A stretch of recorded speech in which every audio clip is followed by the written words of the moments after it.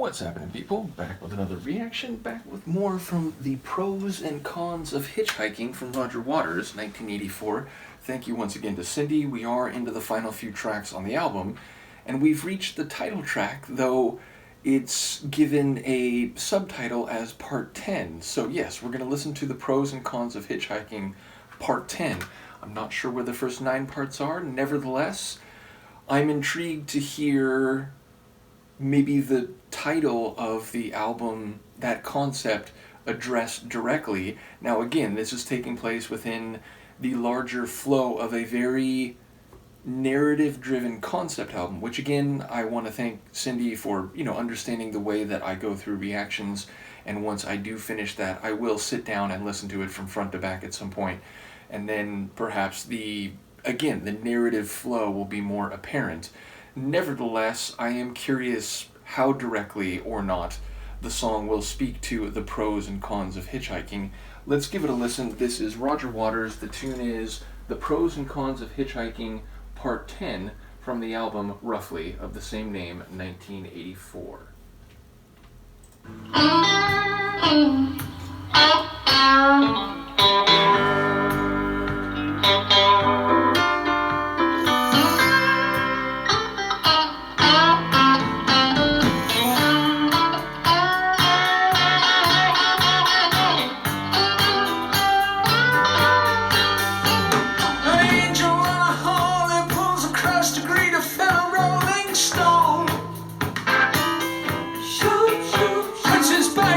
Stand, leans back, and then extends a scar, breathes a hand. He said, how you doing, bro? Where you been? Where you going? Then he takes your hand in some strange California handshake and breaks the bone. A housewife from Encino, whose husband's on the golf course with his book. Breaks and makes of you, and idles back to take a second look at you. You got your eye. Hitch takes a hook. Speed, vodka, tobacco, and a breath. An umber in your little black book.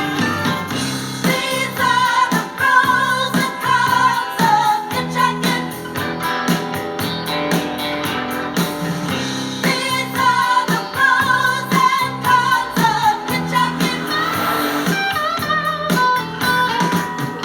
Oh, babe, I must be dreaming. I was standing on a leading edge, the eastern seaboard spread before my eyes. Jumps if you call, no, too scared, too good looking, I cried. Go on, she said, why don't you give it a try? I belong there, all men must die.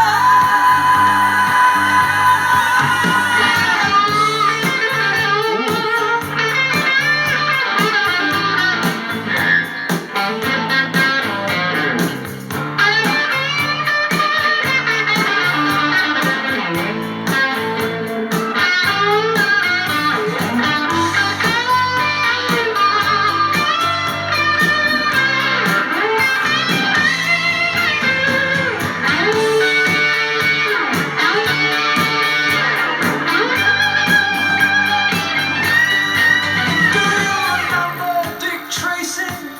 Do you remember Shane? Could you see him selling tickets where the buzzard circles over? The body on the plane. Did you understand the music? Yoko, was it all in vain? Bitch said something mystical. So step back on the come again. Whoa! These are the pros and cons of hitchhiking.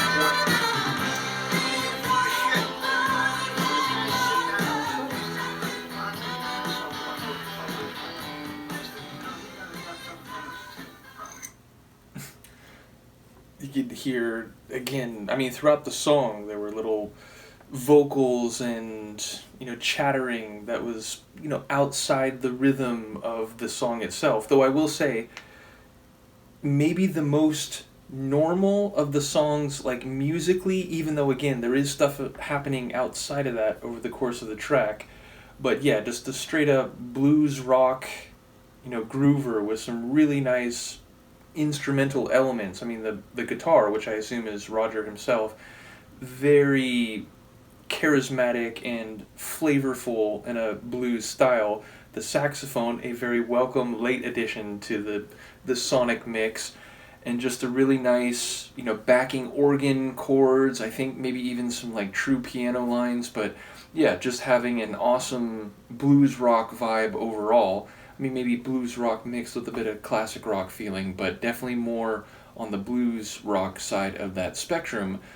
And yeah, like, okay, so I think it is, I mean, we have the line in the chorus, and I do enjoy those soulful, gospel choir female backing vocals, which I guess are kind of the lead vocals in the chorus, but yeah, they speak directly, these are the pros and cons of hitchhiking, and I didn't catch everything lyrically in the verses, but it does seem like it's speaking to this idea of, meeting different people, going to different places, and, traveling through life via hitchhiking.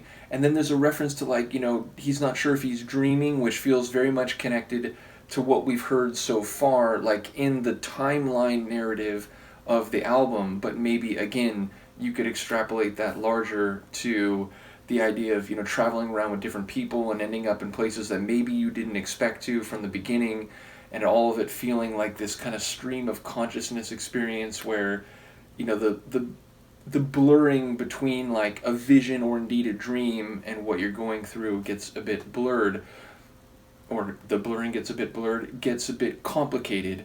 Nevertheless, what I did catch, it's like there's references to different places, including like someone whose husband, I think, works on the Gulf Coast. He says, like, he's looking at the eastern seaboard. I thought there was a line actually right before the Gulf Coast one that, like, about Encino. I don't know if I heard that one correctly. That was a bit more sonically ambiguous, but Encino, it's a city out here in California.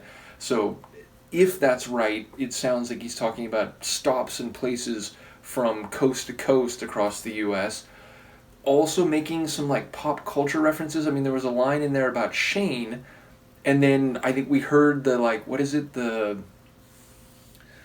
it Jake DeWild or DeWilda? I'm not sure how it's said. Maybe is it Brandon? I forget the kid's name, but come back, Shane, come back.